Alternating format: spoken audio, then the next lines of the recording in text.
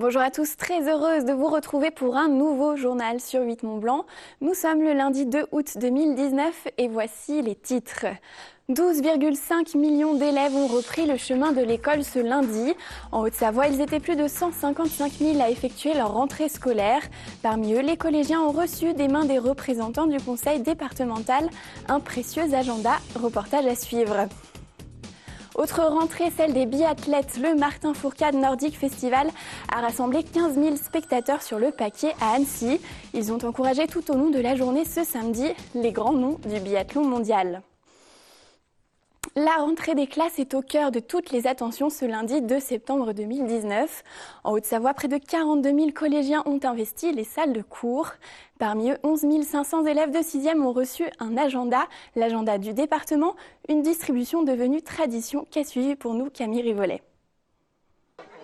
Il est petit, carré et vert. Un par un, classe par classe, les 11 500 élèves de 6e reçoivent ce petit livre qui va les suivre toute l'année, leur agenda. Offert par la Haute-Savoie, c'est une façon de leur souhaiter bienvenue et de leur permettre d'en apprendre un peu plus sur leur département et sur les activités pédagogiques qu'ils vont suivre tout au long de leur parcours. On a nos dispositifs phares, bien sûr. Donc pour les 6e, c'est le savoir nager. Pour les 5e, c'est la découverte du ski, puisqu'on est quand même dans l'ADN de la Haute-Savoie. Et puis en 4e, donc, nous avons mis en place, on était pionniers en la matière, donc un savoir secourir, où on apprend les gestes de premier secours.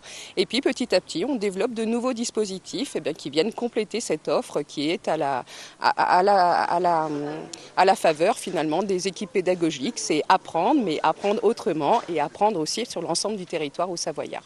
Le département prévoit une hausse des effectifs avec plus 662 élèves en 2019-2020. La priorité est donc de pouvoir accueillir tous les élèves comme il le faut en assurant l'entretien, la rénovation et la construction des établissements. La difficulté est de pouvoir mesurer l'évolution de ces effectifs avec la capacité des collèges. Et nous avons pris un peu de retard depuis 2 ans parce que nous avons de la peine à trouver du foncier pour construire des collèges. Construire un collège, c'est 2,5 hectares, minimum 2,5 hectares qu'il faut emprunter à l'agriculture, à la nature ou à l'urbanisation. Donc c'est très compliqué et c'est notre prochain challenge, trouver de l'espace foncier à un prix abordable pour pouvoir construire de beaux collèges pour nos enfants. Le dernier que nous avons construit et inauguré, c'est celui du Chéran, le collège du Chéran à Rumilly. Et tous les 2 ou 3 ans, un collège sort de terre en Haute-Savoie. En 2019, ce sont au total 41,2 millions d'euros qui sont consacrés au collège dans le département, dont 25 millions d'euros affectés à l'investissement. Et Bonlieu Scène Nationale a aussi fait sa rentrée. Ce samedi, le théâtre a ouvert ses abonnements annuels. En une journée, plus de 4000 personnes ont réservé leur place.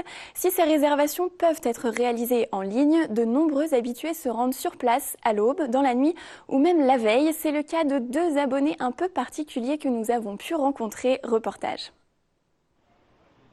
C'est un rituel, une tradition qui dure depuis 20 ans.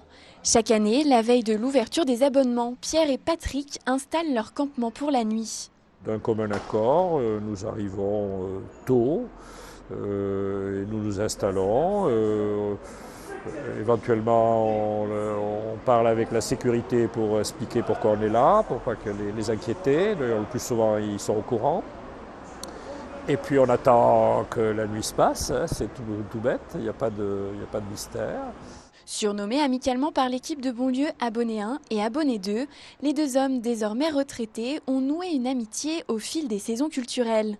Il est arrivé à Pierre de dormir un peu, moi j'ai jamais pu, je sais pas,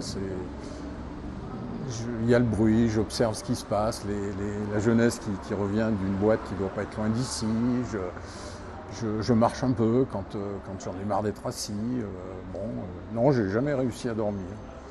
À une époque, Pierre m'avait apporté un lit de camp.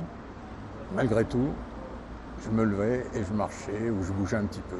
Les 2 amis ne manqueraient pour rien au monde cette nuit. Pierre organise même ses vacances en fonction de cette date. L'enjeu est bien sûr d'être les premiers à l'ouverture des portes le lendemain à 7 h du matin. C'est là qu'ils obtiennent un précieux ticket indiquant leur ordre et donc leur horaire de passage. Patrick et Pierre ont été rejoints tout au long de la nuit par d'autres habitués. ça fait 33 ans que je viens le matin. Quand j'étais jeune, en fait, je sortais de boîte et je venais directement. Je me suis réveillé tôt et j'ai dormi dans un champ.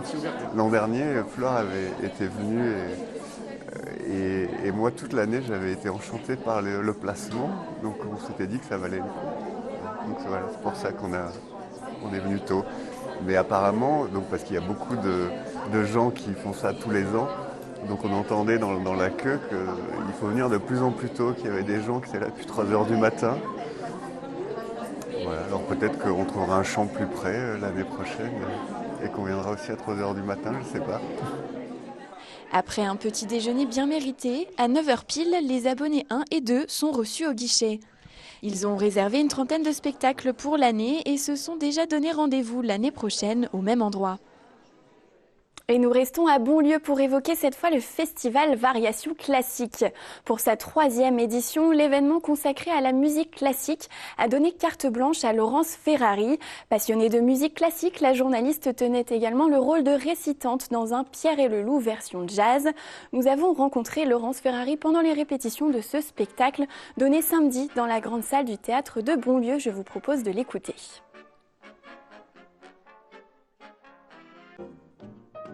C'est un véritable honneur pour moi de faire ce Pierre et le Loup de Serge Prokofiev avec le Amazing Keystone Band. C'est une version jazz de Pierre et le Loup. On va revisiter un tout petit peu le grand classique qu'ont fait avant moi des immenses comédiens comme Gérard Philippe ou Peter Ustinov. Et donc voilà, on va donner une petite tonalité un peu jazzy à ce Pierre et le Loup. C'est vrai que c'est une grande fierté pour moi de venir ici à Annecy. Alors je suis savoyarde et non pas haut-savoyarde, vous savez combien la différence est importante. Mais je crois qu'un jour on finira d'ailleurs tous dans une grande et belle Savoie. Oui, c'est très important parce que je me sens chez moi, évidemment. Il y a le lac, je suis née au bord du lac du Bourget, il y a les montagnes. Moi, elles m'ont tellement manqué quand j'étais à Paris que je me sens respirer, retrouver mon tempo intérieur. Je dis toujours pour savoir où on va, il faut savoir d'où on vient. Ben, moi je viens d'ici. Je ne vais pas m'arrêter à Annecy, effectivement, je vais prendre la route d'Aix-les-Bains le mois prochain pour les Nuits Romantiques. Et là, ce sera le Carnaval des Animaux de Camille Saint-Saëns. Encore autre chose que je n'ai pas eu l'occasion de faire. Alors là, je serai chez moi.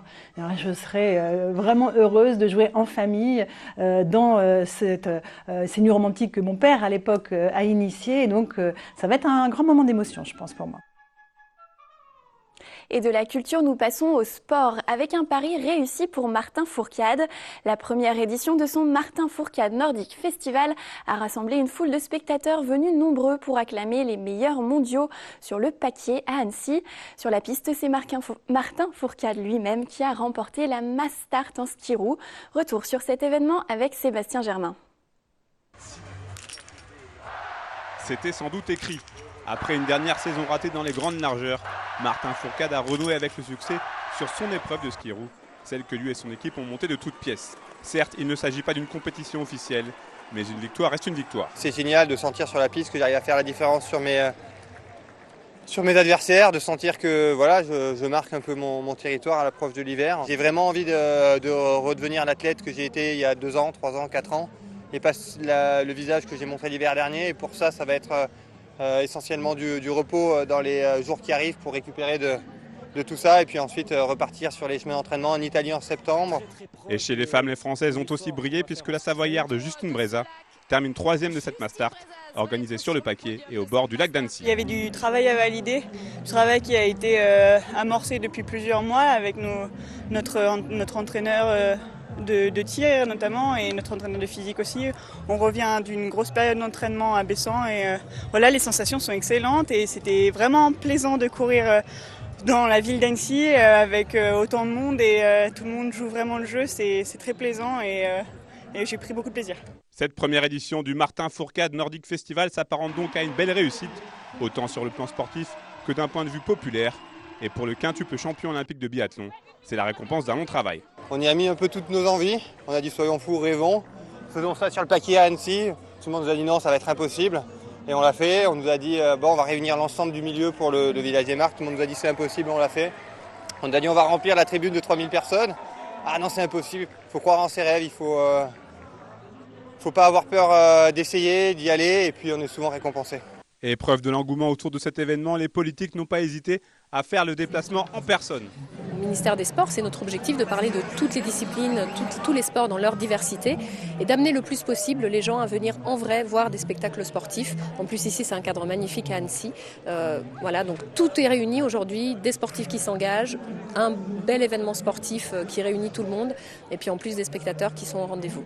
On est le premier partenaire de l'événement parce que ça nous a plu, ça correspond à ce qu'on veut dans notre région, du haut niveau, du sport, une manifestation qui a aussi le souci de l'environnement. Martin est très exigeant sur ces questions et puis qui associe toutes les générations. Avec près de 15 000 spectateurs présents sur ces 2 jours, il y aura à n'en pas douter une édition 2020 du Martin Fourcade Nordic Festival. Avant de refermer ce journal, une information pratique. Dès aujourd'hui et jusqu'au 27 septembre, la route d'accès au Semnoz depuis le col de l'Échaud en Haute-Savoie sera coupée. D'importants travaux de restructuration de la chaussée vont être effectués sur les 3 derniers kilomètres de la montée en amont de l'accès Bauge de la station. Ces travaux entraînent la fermeture totale de la RD 110 24 heures sur 24 et 7 jours sur 7. C'est la fin de cette édition. Merci de votre fidélité à 8 Mont-Blanc. Merci à toute l'équipe pour la réalisation de ce journal. Passez une très belle soirée et à demain.